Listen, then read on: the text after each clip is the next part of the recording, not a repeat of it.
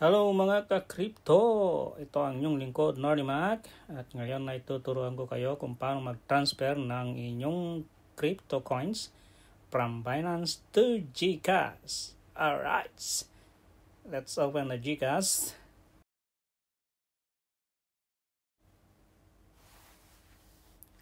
Wait lang konti. Close. Oh, there is an advisory regarding the online gaming. Click view all para makita natin lahat ng mga features ng GCash. Kasama na dito ang GCrypto natin. Yes, here. GCrypto.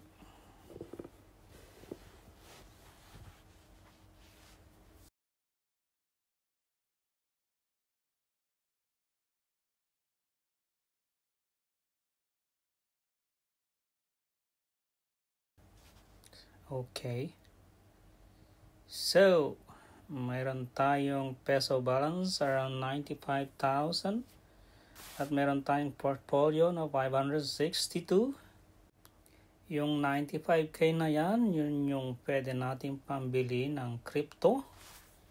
At yung portfolio naman ay yun yung coins natin o yun yung crypto natin na nasa wallet. Alright, so I have 10 USDC as of now.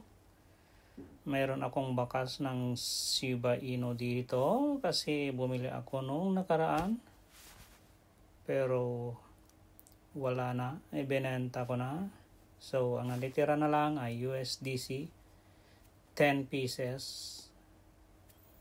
So, check natin si Shiba Inu. Yun to yung transaction ko. Bumili ako ng 30k, valor ng 30k at binenta ko na ng 34k. So may panalo tayo konti doon. Okay na yon mga kaibigan, kahit konti-konti lang, slowly but surely, sabi nga nila. Alright, so ang gusto kong i-transfer sa GCash natin ay BNB. Click natin si BNB.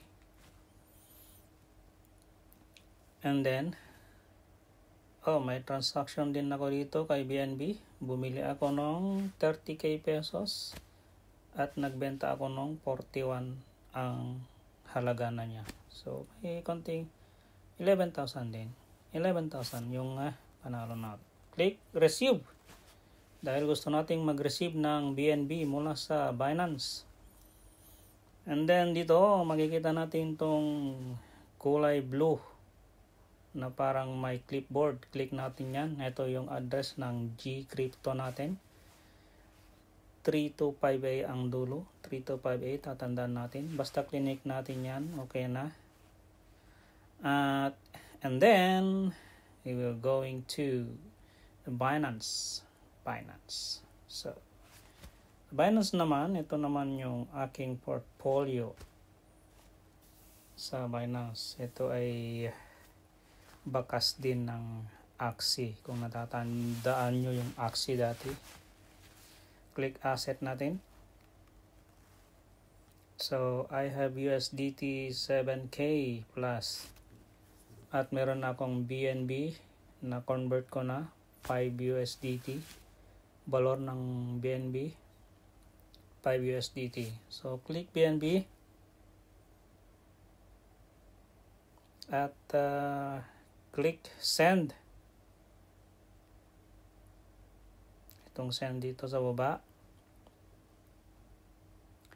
At ito yung itong space na to, long press natin dito, tapos ipipaste natin dito yung kinapi natin na address sa GCrypto natin, GCash Crypto. Alright, so naipaste ko at nagpakita kaagad yung mga details. Kung hindi magpapakita yung mga yan, manual checking nyo na lang. Halimbawa dito sa BNB Smart Chain, dapat BNB Smart Chain B20 at click max. pwede ring manual, pero i-minimax ko na lang. And then, withdraw. Click withdraw, yung sa baba. Alright. And then, pagkatapos nyan, balik tayo sa ating GCash, GCrypto. Check natin yung balance natin. And then, oh yeah. I have the BNB now. And then, my portfolio value is 844. So, meaning, na-receive na natin yung ating BNB. Napakadali lang. Wala pang 1 minuto. Segundo lang at nandito na kaagad. At ganun lamang mga kaibigan, mga ka-crypto. Thank you very much sa iyong panonood. Sa susunod muli, itong iyong lingkod, Norly Mac. Bye-bye!